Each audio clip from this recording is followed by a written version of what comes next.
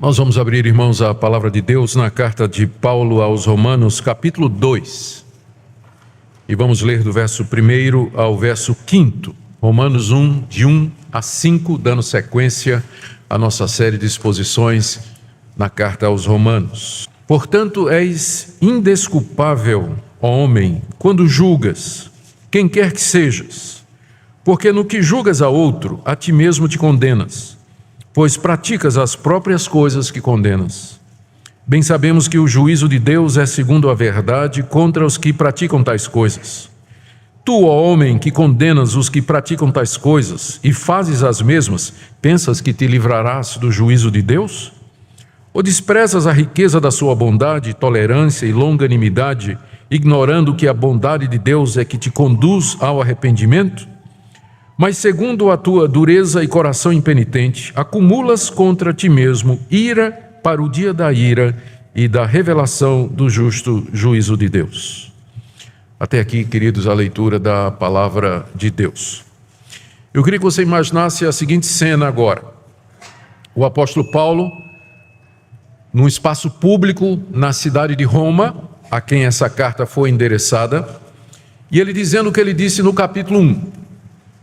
No capítulo 1, ele fala: a ira de Deus se revela do céu, estou no verso 18, contra toda impiedade e perversão dos homens que detêm a verdade pela injustiça. Paulo começa a dizer que aquela sociedade em que ele vivia, os pagãos, que nunca ouviram falar de Deus, que não conhecem a lei de Deus, assim mesmo eles estão debaixo da condenação de Deus. Por quê? Porque Deus se manifestou na consciência deles. Paulo vai falando, juntando gente, e Paulo dizendo: a ira de Deus se revela do céu contra vocês. A consciência de vocês acusa isso. E ele continua: e o mundo ao nosso redor, o mundo criado, também dá testemunho de que existe um Deus, e que esse Deus não é a criação, e que, portanto, a idolatria de vocês é uma desonra a esse Deus. Vocês estão tornando a verdade de Deus em mentira. E não só isso, Paulo continua, já estou aqui no verso 24, porque vocês rejeitaram a Deus, vocês estão vivendo nessa imoralidade. E de repente, assim no meio da multidão, não é? Ao lado de Paulo, aparece uma pessoa dizendo: é isso mesmo, está certinho, Paulo, pode continuar. Paulo continua: vocês mudaram a verdade de Deus em mentira, vocês estão honrando a criatura em vez do Criador. Aí o cidadão: é isso mesmo, está correto, absolutamente, muito bom, Paulo, pode continuar. E Paulo diz: e vocês se deram à inversão da coisa natural, homem com homem, mulher com mulher, cometendo torpeza diante de Deus. E o cidadão dizendo: isso mesmo, Paulo, olha, esse pessoal é assim mesmo, fazendo tudo errado. E Paulo continua, a partir do verso 28, vocês estão cheios de toda injustiça, malícia, avareza e maldade. O homem: é isso mesmo. Possuídos de inveja, homicídio, contenda, dolo, malignidade, são difamadores, caluniadores, aborrecidos de Deus. E continua, são 21 pecados que Paulo enumera aqui. E no verso 32 ele diz: e vocês sabem a sentença de Deus, de que Deus vai condenar todos aqueles que fazem isso. E o homem... Aí Paulo se vira para ele e diz: portanto, você também é culpado, você que julga. Porque nisso que você condena os outros, você a si mesmo se condena. É o que está acontecendo aqui no capítulo 2. Depois de ter passado a condenação sobre os gentios, sobre os pagãos, depois de ter pronunciado a sentença de Deus de que eles são passíveis da morte eterna, porque pecam contra a luz, porque desobedecem a Deus, Paulo agora se vira para os moralistas. São aquelas pessoas que, ouvindo o capítulo 1, dizem: é isso mesmo, tem que ser condenado mesmo, todos eles erraram. Mas agora, para surpresa deles, Paulo gira a metralhadora na sua direção e diz: portanto, você também é tão culpado quanto eles, vocês que julgam, vocês que condenam. Por quê? Porque vocês fazem as mesmas coisas que eles também fazem.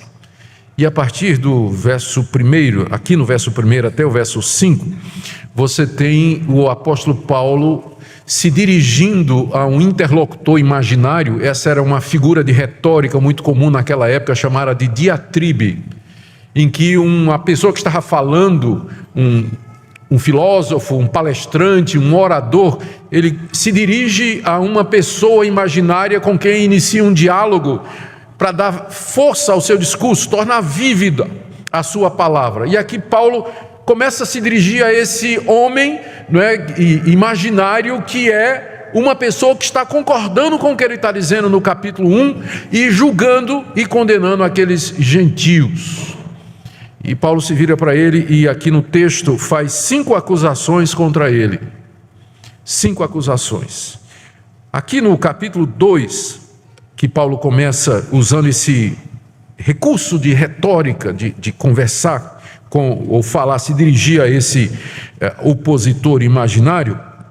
A partir aqui do capítulo 2, ele vai mostrar que não somente os pagãos, que ele menciona no capítulo 1, estão perdidos diante de Deus, mas também os judeus que receberam a lei de Deus. Eles também estão condenados igualmente. E ao passar dos pagãos para os judeus, nessa transição, Paulo inclui um tipo de gente entre os gentios que não era exatamente como aqueles que ele descreveu no capítulo 1. Quando a gente lê o capítulo 1, a gente tem a impressão de que no mundo de Paulo só havia gente devassa, gente corrompida e gente entregue aos prazeres os mais escabrosos possíveis.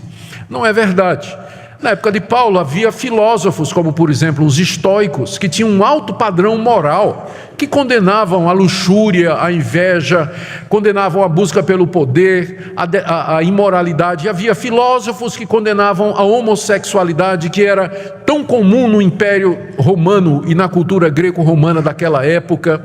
Havia políticos romanos que faziam discursos lá no Senado de Roma, condenando os costumes pagãos e julgavam impiedosamente aquelas pessoas. E havia o judeu. De todos eles, o pior era o judeu. O judeu tinha recebido a lei de Deus, tinha recebido os 10 mandamentos, a aliança de Deus, feita através dos sacrifícios, do altar, do templo, do serviço dos sacerdotes. O judeu entendia que ele estava numa categoria à parte das demais pessoas, e nos escritos dos judeus, especialmente no período intertestamentário, nós encontramos declarações do tipo assim: os pagãos são o combustível do fogo do inferno. Abraão está lá na porta do inferno, sentado numa cadeira para não deixar nenhum judeu entrar. Todos os judeus eles entrarão no reino do Messias, mas os gentios todos serão condenados ao inferno. De todas as pessoas que costumavam julgar as outras naquela época, o judeu era o pior. E Paulo no capítulo 2 vai tratar deles. Só que antes de fazer isso, Paulo coloca essa condenação geral às pessoas que costumam criticar os outros, mas fazem as mesmas coisas que elas criticam nos outros. Vamos chamar essa pessoa de moralista. Então, aqui nesses versos iniciais do capítulo 2, Paulo se volta para o moralista, quer pagão, como os filósofos estoicos que eu mencionei, políticos de Roma, quer os judeus. Mas a partir do verso 4, o foco começa a ser o judeu, e até o final do capítulo 2 fica claro que é contra eles realmente que o apóstolo Paulo está dirigindo suas palavras aqui.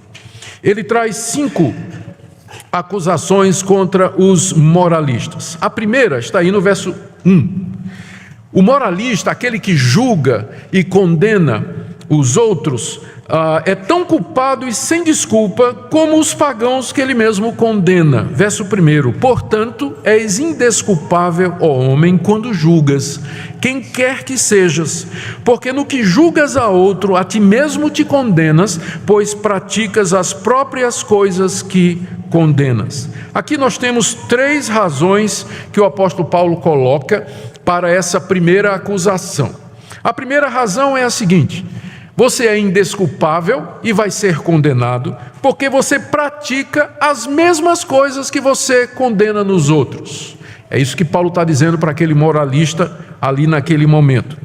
É claro, nem todo mundo, os moralistas não iam fazer essa lista toda do capítulo 1, 21 pecados, do verso 29 até o 31, fora a imoralidade sexual que está descrita nos versos 26 e 27. Mas com certeza eles eram culpados de alguma dessas coisas. E esse é o ponto do apóstolo Paulo. A raça humana toda está debaixo do juízo de Deus.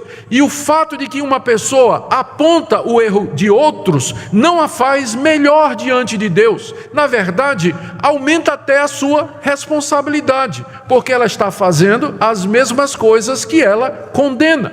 Então, primeira razão pela qual essas pessoas estão tão condenadas quanto os pagãos é que elas praticam exatamente as mesmas coisas que elas condenam. A segunda, ainda está no verso 1, é que eles sabem que existe uma sentença de morte passada por Deus contra os que praticam essas coisas.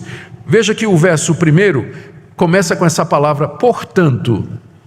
E a ligação é a seguinte, a ligação aí é com o verso anterior. O verso anterior é o capítulo 1:32, quando Paulo diz que os pagãos conhecem a sentença de Deus, a sentença de morte, contra os que praticam estas coisas que ele descreveu aqui. Portanto, o moralista também está condenado, porque ele, semelhantemente, também sabe disso. Porque ao dizer, olha, aí, essa imoralidade está errada, esse pessoal aí fica falando mal dos outros, não é? Então esse pessoal é invejoso, esse pessoal é avarento. Ao fazer isso, o moralista está dizendo que ele sabe que essas coisas estão erradas. E ao praticá-las, então, ele cai na mesma situação do pagão, que faz as coisas erradas sabendo que elas estão erradas. O moralista sabe que essas coisas estão erradas, porque ele condena essas coisas, mas ele faz do mesmo jeito. Então, essa é a segunda razão pela qual ele está condenado. A terceira é que Paulo diz, é que ao pronunciar a condenação dos pagãos, dos ímpios, dos imorais, o moralista está se autocondenando. Veja, no meio do verso 1, no que julgas a outro, a ti mesmo te condenas. Porque ao dizer o seguinte, olha, esse pessoal é mentiroso, a quem ele está condenando? Ele mesmo, porque ele também mente. Olha, esse pessoal é cheio de inveja. A quem ele está condenando? Ele mesmo, porque ele também tem inveja. Esse pessoal é um pessoal ingrato. Mas ele está passando a condenação contra ele mesmo, porque ele também é ingrato. Então, no que ele condena a outros, ele está pronunciando a sua própria condenação.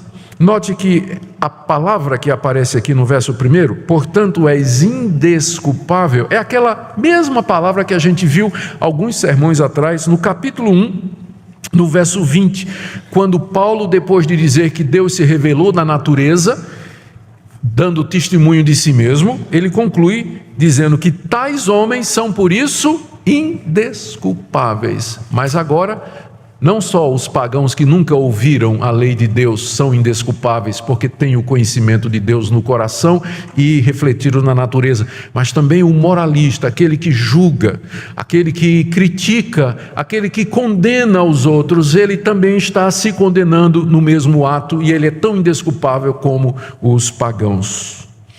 Talvez um bom exemplo aqui do que Paulo está se referindo é o caso do rei Davi no Antigo Testamento. Nós lemos lá no segundo livro de Samuel que Davi adulterou com a mulher de um dos seus generais e a mulher engravidou, e para encobrir o seu adultério, Davi mandou que o general fosse colocado no ponto mais difícil da batalha para que morresse. E Davi escondeu esse fato. E durante alguns meses, provavelmente, Davi conviveu com aquela situação, até o dia em que Deus mandou um profeta falar com o rei. E o profeta chegou contando uma história, disse, rei Davi, eu quero contar uma história que aconteceu aqui. Aqui no teu reino, tinha um homem rico, que tinha muitas ovelhas, e ele recebeu uma visita importante. Ele quis oferecer um churrasco para o seu visitante. Ele que tinha muitas ovelhas, em vez de pegar uma ovelha do seu rebanho, ele olhou para a ovelhinha do vizinho pobre. Só tinha uma, o vizinho dele, pobrezinho, ovelhinha que tinha criado desde pequena. Aí o que é que o vizinho rico fez? Ele foi lá, tomou a ovelhinha do vizinho pobre, matou e ofereceu para o seu visitante. O que é que o senhor acha disso? O rei Davi na hora: mas esse cara merece a morte. Como é que alguém faz um negócio desse? É digno de morte. E Natã coloca o dedo no nariz de Davi e diz: tu és o homem.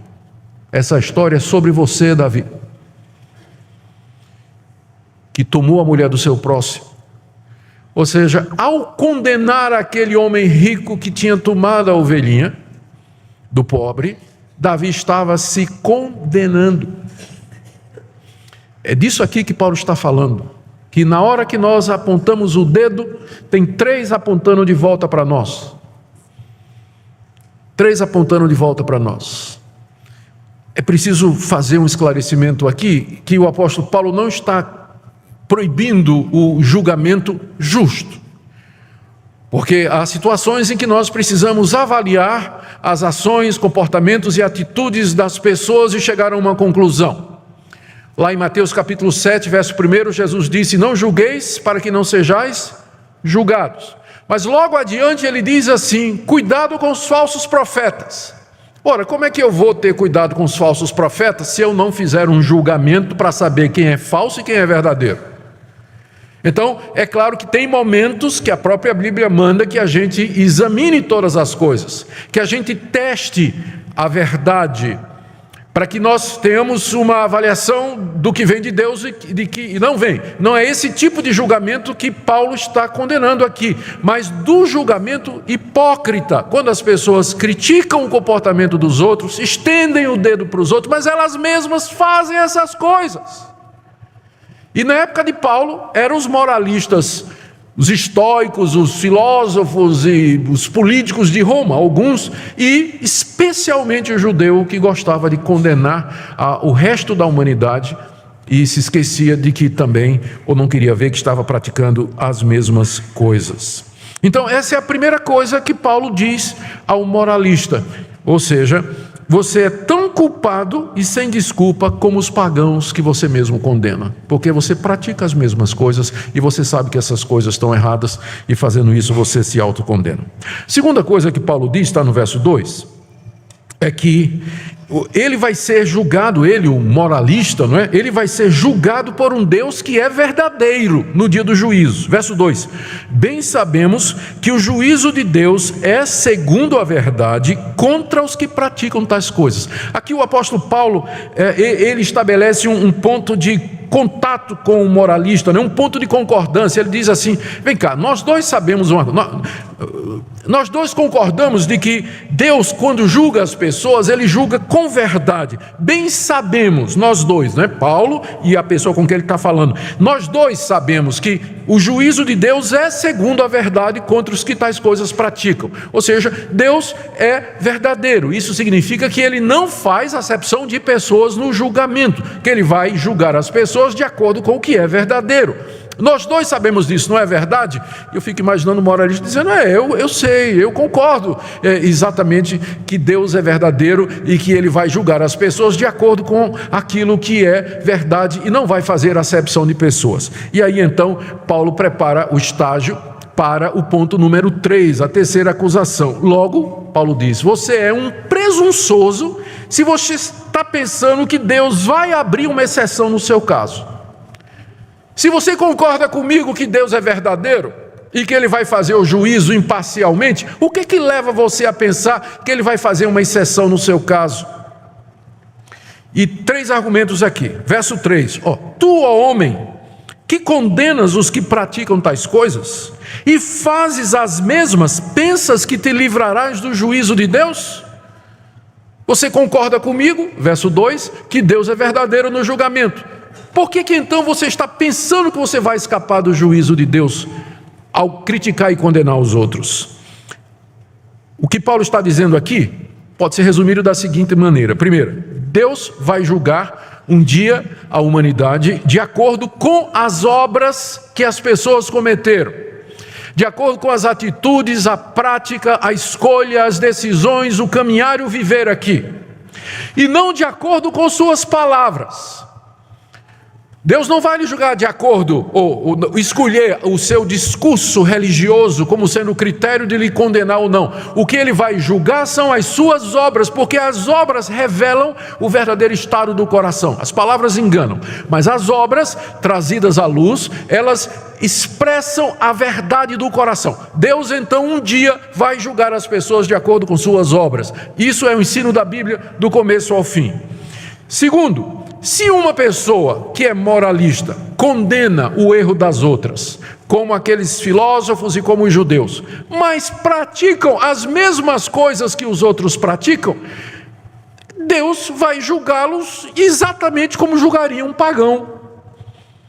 Não tem diferença, porque Deus é verdadeiro. Verso 2, no seu julgamento. Então, o que dá a você a impressão de que Deus vai fazer uma exceção? Ou seja, vai condenar o imoral, o idólatra, o impuro e o avarento, e não vai fazer nada com você que faz as mesmas coisas só porque você fica dizendo, está tudo errado, ó, isso aí está errado, isso aqui, Deus não aprova disso, Deus não gosta disso. O seu discurso moralista não vai ser uma cortina de fumaça para confundir os olhos de Deus. Ele vai olhar através das suas palavras e vai ver o que você faz, e é com base nisso que ele vai fazer o julgamento.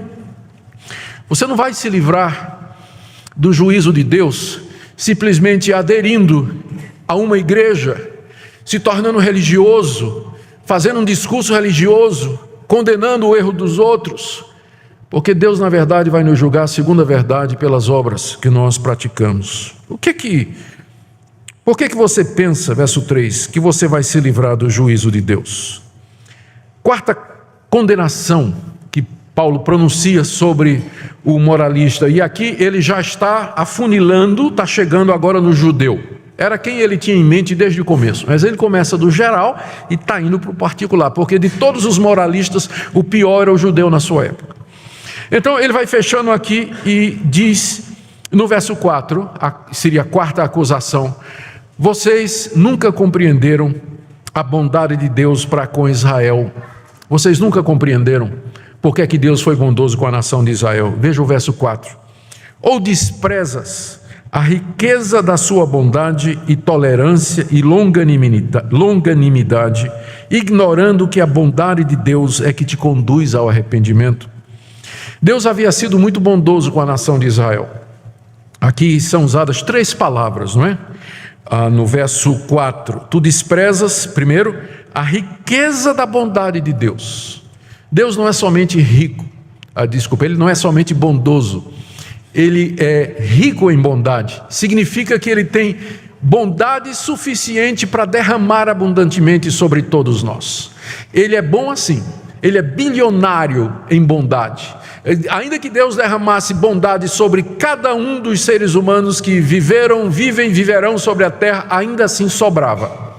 Ele tem bondade sobre bondade, ele é rico em bondade, e ele foi particularmente bondoso com a nação de Israel, uma nação que ele escolheu de entre outras nações. Ele chamou Abraão de entre outras pessoas, fez um pacto com Abraão, prometeu que a descendência de Abraão seria o seu povo, deu uma aliança e promessas e o culto verdadeiro a Abraão. Disse a Abraão que dele viria o Salvador do mundo, e que Deus seria o Deus da sua descendência, e que a descendência tomaria Deus como sendo o único Senhor e verdadeiro Deus. Deus tinha sido extremamente bondoso com Abraão e os seus descendentes, com os judeus. A segunda palavra que você tem aqui é que Deus foi tolerante.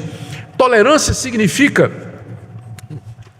não castigar de imediato os pecados. Ou seja, Deus é justo, santo, a nação de Israel desobedeceu a ele, não foi uma vez só não, foram muitas vezes, provocou a Deus, mas Deus, em vez de destruí-los imediatamente com o seu poder, Deus tolerou.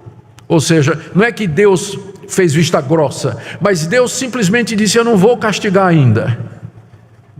Estão errados e merecem castigo, só que eu não vou castigar, eu vou tolerar um pouco, eu vou esperar um pouco. E é a próxima palavra que você tem aqui, que diz que Deus é longânimo. é uma pessoa que tem um ânimo, um fôlego longo, como alguém que consegue ficar embaixo d'água 2, 3 minutos. Eu não sei se tem alguém que consegue esse tempo todo, não é? Então, que tem um longo fôlego, aquelas pessoas que mergulham e segura. Eu fico 30 segundos, já estou nervoso, quero subir para respirar. Mas tem pessoas que têm um ânimo comprido, elas aguentam ficar debaixo d'água. Deus é longânimo, Ele segura, né? Israel desobedeceu a Deus, Israel provocou a Deus, não foi uma vez só, mas Deus foi longânimo. Ainda não, ainda não. Mas o que Deus queria com essa bondade, tolerância e longanimidade? Deus mandou profetas para avisar o povo de Israel. Deus mandou reis que fizeram reformas religiosas. Deus mandou juízes que libertaram a nação de Israel. E por fim Deus mandou o seu próprio filho. O que Deus queria, porventura, com essa bondade, longanimidade e tolerância? A resposta é que isso não significava que Deus estava fazendo vista grossa para os pecados da nação de Israel, relevando esses pecados, ignorando, mas Paulo diz aqui, o que Deus queria era o arrependimento. Está vendo aí no verso 4? Desprezas a riqueza da sua bondade, tolerância e longanimidade, ignorando que essa bondade de Deus é que te conduz ao arrependimento. O que Deus queria com toda aquela misericórdia que Ele mostrou à nação de Israel no passado? Ele queria levar os judeus ao arrependimento. Do tipo assim, um filho que faz uma coisa muito errada, traz grande prejuízo para os seus pais, no nome, na imagem, prejuízo financeiro, e os pais perdoam. Os pais perdoam e diz: filho, você está perdoado de todo o coração. Nós te amamos, nós te recebemos, você continua sendo nosso filho, apesar do que você fez, mas você está perdoado completamente, não temos nada mais contra você. O que um filho deveria fazer? Cair em lágrimas de gratidão, não é? Devia se tocar, para usar uma expressão popular, e isso deveria levá-lo ao arrependimento. Como é que eu pude fazer isso com os meus pais? E tomar a resolução: nunca mais eu vou ofender quem me ama tanto. Era isso que Deus queria com a nação de Israel. Mas o que a nação de Israel fez? Igual aquele filho que os pais perdoaram, e aí o que ele resolve fazer? Bom, se ele perdoou uma vez, ele vai perdoar outra. Continua a fazer. Se ele perdoou uma segunda, vai perdoar uma terceira. E ele continua a fazer. Agora imagine que tipo de filho era a nação de Israel. Esse segundo. A bondade de Deus, a tolerância de Deus e a paciência de Deus conduziram não ao arrependimento, mas à hipocrisia. A nação de Israel se sentiu segura, sentiu que podia viver na corrupção de costumes, praticando as mesmas coisas que os pagãos cometiam, porque Deus não haveria de condená-los por causa da aliança. Nós somos filhos de Abraão. Não foi isso que eles disseram a Jesus, quando Jesus chegou pregando a necessidade de arrependimento? Eles disseram assim: nós somos filhos de Abraão, nós não precisamos disso não. Nós não precisamos disso. A bondade de Deus nos leva ao arrependimento. Eu queria que você pensasse nisso. Por que você está vivo até agora? É por causa da bondade de Deus. Por que Deus permitiu que você estivesse aqui hoje à noite ouvindo essa palavra? É a tolerância dele, a longanimidade dele. Ele não lhe levou antes, ele podia já ter levado você. Já podia ter levado você, mas ele ainda não levou. Não despreze a bondade de Deus, porque é ela que leva você ao arrependimento, não é mais nada. Mas essa misericórdia de Deus, em que Ele, com tolerância, Ele vai dando oportunidade, Ele está aguardando, está mostrando o amor dEle, vez após vez, você está ouvindo a palavra de Deus. Ao não se arrepender, os judeus estavam desprezando a riqueza da bondade de Deus. A quinta acusação de Paulo está no verso 5. E isso fazia com que a cada dia a sua culpa aumentasse. Verso 5. Mas, segundo a tua dureza e coração impenitente é um coração que não quer se arrepender, acumulas contra ti mesmo ira para o dia da ira e da revelação do justo juízo de Deus.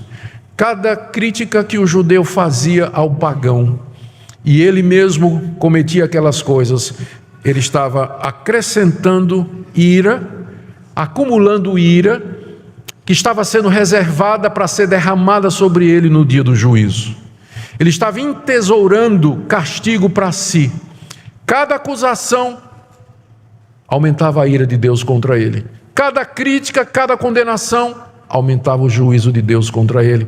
E ele estava aumentando, entesourando diariamente o juízo vindouro sobre ele.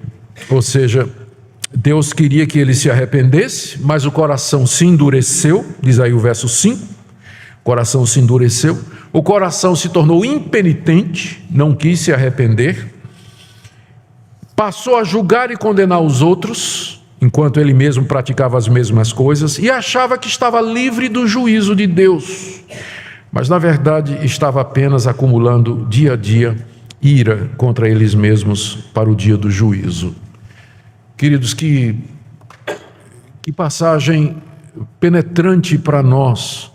De que maneira isso fala aos nossos corações hoje? A palavra, essa passagem, ela ensina que aquilo que Paulo está ensinando desde o capítulo 1 e vai até meados do capítulo 3 da carta aos Romanos, que não há um justo, não tem nenhum sequer. E naquilo que nós criticamos os outros, nós nos condenamos, porque nós somos participantes dos mesmos pecados. Estamos todos debaixo do juízo de Deus. Deus não vai fazer acepção de pessoas no dia do julgamento. Vai julgar a cada um de acordo com suas obras, de acordo com suas obras e as suas atitudes. O que é que isso deve nos levar a pensar? Primeiro, eu queria falar a você que tem esse espírito crítico, esse espírito moralista, julgador, que gosta de examinar a vida dos outros, ver o que é que os outros fazem de errado e conversa sobre isso com outras pessoas, ou no seu coração passa um julgamento, pensando que você é superior a eles ou que está num patamar mais elevado. A verdadeira piedade, a pessoa que é verdadeiramente piedosa, santa, espiritual, ela olha primeiro para si e diz: Deus, tem misericórdia de mim, tem misericórdia de mim. É a história que Jesus contou de 2 homens que subiram ao templo para orar. Um deles orava de si para si, dizendo, era um religioso, né? Ele dizia: ó Deus, graças te dou que eu não sou como os outros homens, eu dou o dízimo, eu sou fiel à minha mulher, vou de casa para o trabalho, do trabalho para casa, eu não falo mal de ninguém, eu não sou como esse cidadão que está aqui ao meu lado, que é um publicano. E o coitado do publicano, que era um cobrador de impostos, ele não ousava nem levantar os olhos para o céu, mas ele batia no peito e dizia: tem misericórdia de mim, pecador, ó Deus. E Jesus disse: esse foi para casa justificado, mas aquele outro não. Então a minha primeira palavra é para você que tem esse espírito, essa atitude de arrogância, de se achar imune ao juízo de Deus e que costuma condenar e criticar os outros. Isso vem às vezes através de cobranças indevidas, críticas. As mídias sociais se prestam para esse tipo de coisa. Deus tenha misericórdia de você, porque isso é o resultado de um coração impenitente e endurecido. Não pense que você vai se livrar do juízo de Deus só porque você vê o que os outros fazem errado. A segunda palavra que eu queria trazer aqui é para aqueles que estão desapontados com a igreja por causa dos evangélicos que dão um nome ruim para a igreja. E é verdade, tem evangélico que é hipócrita mesmo, ele condena, ele tem um discurso de moralidade, mas aí ele vai e faz essas coisas, cai na desgraça, quebra os mandamentos de Deus, a coisa vem a público e as pessoas ficam assim: olha aí, ó, eu não quero ser membro da igreja, eu não quero esse evangelho, aí ó, esse pessoal diz que é evangélico, mas faz as mesmas coisas que os outros fazem. Tem gente que diz isso, que não quer saber do evangelho, não quer saber de igreja por causa dos hipócritas que tem lá. Bem, eu queria que você nessa noite visse como é que Deus vai tratar os hipócritas. Deus não concorda com os hipócritas, não. Deus não aceita a hipocrisia, não. Nessa passagem está muito claro que um dia Deus haverá de julgar os hipócritas e aqueles que dizem uma coisa e vivem outra. Essa aqui é a verdade. Então a sua desilusão não devia ser com a igreja e com Deus, mas a sua desilusão deveria ser consigo mesmo, porque provavelmente você é tão hipócrita quanto eles, e com a raça humana que está caída em pecado e com a sua inconsistência. Nós dizemos uma coisa e vivemos outra. Mas é por isso que o Evangelho nos foi dado, porque nós somos pecadores precisando de redenção. Nós somos pecadores precisando de misericórdia e de perdão. E finalmente, para todos nós, há Evangelho aqui? Sim. No verso 4, quando Paulo diz que a bondade de Deus nos conduz ao arrependimento. A bondade de Deus nos conduz ao arrependimento. É isso que Deus quer de nós, arrependimento. Que nós reconheçamos que estas coisas são erradas, que elas são contra a lei de Deus, que elas ferem a santidade de Deus, que elas trazem a sentença de Deus sobre nós, de que são dignos de morte que praticam tais coisas. É isso que Deus quer nos levar a reconhecer. Deus quer nos levar a reconhecer que nós somos dignos de morte por causa da nossa iniquidade. E Ele quer nos levar a reconhecer a sua bondade. Ele tem sido paciente com você e comigo até hoje, exatamente porque Ele quer nos levar a essa posição. Se você pergunta o que é que Deus quer de mim, a resposta está aqui na Bíblia: arrependimento. Ano que vem nós vamos comemorar os 500 anos da Reforma Protestante. E o marco do início da Reforma Protestante é o dia em que Martinho Lutero, aquele monge agostiniano, pregou as 95 teses na porta do castelo de Wittenberg. Sabe qual é a primeira?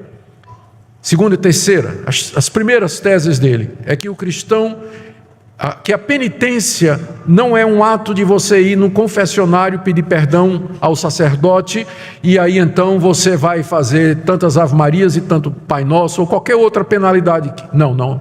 A penitência não é um ato, mas é um estilo de vida. O crente vive num constante estado de penitência, de arrependimento. Arrependimento é um estado, é uma maneira de viver. Você vive arrependido, porque você sabe que você é um pecador, que a corrupção está no seu coração, que você ofende a Deus, que você merece somente a ira de Deus. É isso que Deus quer que haja em nosso coração. A bondade de Deus nos conduz ao arrependimento. Quando nós refletimos na paciência dele, na tolerância dele e acima de tudo no fato de que ele mandou o seu filho morrer na cruz pelos pecados, para que nós pudéssemos ser salvos da nossa inconsistência, da nossa hipocrisia e da nossa falsa moralidade, nós então deveríamos todos nos curvar diante dele e dizer: de fato, Senhor, nós não merecemos nada do Senhor. Isso deveria mudar também a nossa atitude com relação a outras pessoas. A maneira como nós olhamos o erro dos outros. Não quer dizer que não veremos os erros, mas quer dizer que a atitude é diferente. A atitude é de chegar perto e dizer: eu sei isso aí que você está passando, eu poderia ter feito a mesma coisa, eu sou tão pecador quanto você, mas venha, eu vou lhe mostrar onde existe perdão. Eu vou lhe dizer de que maneira nós podemos ser perdoados e como Deus pode restaurar a sua vida, em vez de simplesmente colocar o dedão e dizer: pecador miserável, você vai para o inferno e por aí vai. Porque ao fazer isso, você está dizendo a mesma coisa contra você. Que Deus nos conceda, queridos, esse arrependimento, que Ele derrame sobre nós a sua graça e a sua misericórdia, que Ele tire do nosso meio todo espírito hipócrita, de censura e de julgamento, mas que nos dê um verdadeiro espírito evangélico, de quebrantamento, humildade e de nos tratarmos uns aos outros como pecadores que encontraram na graça de Deus o perdão e a reconciliação. Que Deus assim nos abençoe. Amém. Oremos. Ó Deus, nós queremos pedir que Teu Espírito Santo aplique essa palavra nos nossos corações, que o Senhor nos convença do pecado, da justiça e do juízo. Que nós entendamos, ó Deus, que o Teu julgamento é segundo a verdade contra todos os que praticam estas coisas, sem exceção. E, Senhor Deus, te damos graças pela Tua bondade, longanimidade e tolerância. Que o Senhor não nos trata segundo o que merecemos, mas segundo a Tua muita misericórdia no Evangelho do Teu Filho. Eu quero pedir, Senhor, que nessa noite haja convicção de pecado e haja, Senhor, corações que se curvam diante da Tua bondade, corações que clamam pela misericórdia que há em Cristo Jesus. Que hoje à noite haja disposição para reconciliação, confissão, restauração, todo o caminho de volta para Ti e para o próximo. Ouve a nossa oração em nome de Jesus. Amém. Baixe nossos conteúdos gratuitamente. Acesse o canal pelo link na descrição.